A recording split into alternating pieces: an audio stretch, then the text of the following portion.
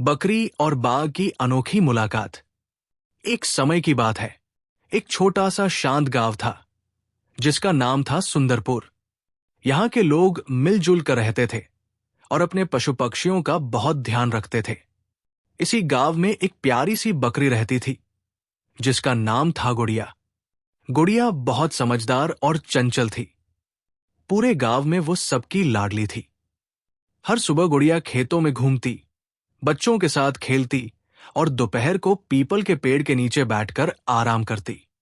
गांव के सभी जानवर उसे अपना मित्र मानते थे। लेकिन एक दिन गांव में कुछ अजीब हुआ। जंगल से एक बाघ भटकते भटकते गांव के पास आ गया। वो भूखा था और खाने की तलाश में था। गांव के पास की झाड़ियों में छिपकर वो अपने शिकार की ताक में था। लोगों को जब पता चला कि गांव के पास बाघ है तो चारों ओर डर का माहौल बन गया। सबने अपने दरवाजे बंद कर लिए और अपने जानवरों को सुरक्षित स्थानों में छुपा दिया। पर गुड़िया तो बकरी थी।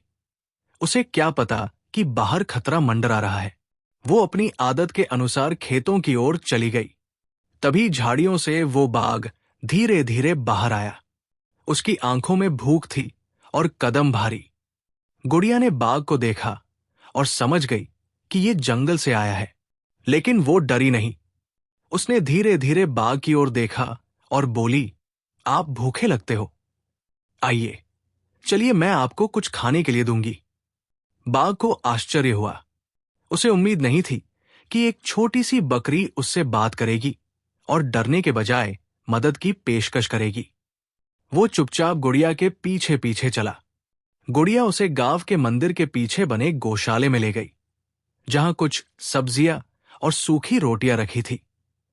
बाघ ने भूख से कांपते हुए खाना खाया और पहली बार उसने खुद को शांत महसूस किया। खाने के बाद बाघ बोला, तुम बहुत साहसी हो। तुमने मुझसे डरने के बजाय मुझ पर दया की। मैं तुम्हारा ये उपकार कभी नहीं भूलूंगा।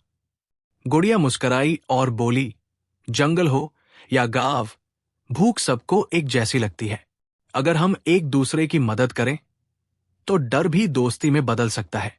उस दिन के बाद से बाघ वापस जंगल तो चला गया, लेकिन कभी कभी गांव की पहाड़ियों पर बैठकर गुड़िया को देखता और मुस्कुराता। और गांव वालों ने भी सीखा, दया, साहस और समझदारी से कोई भी संकट टाला जा सकता है।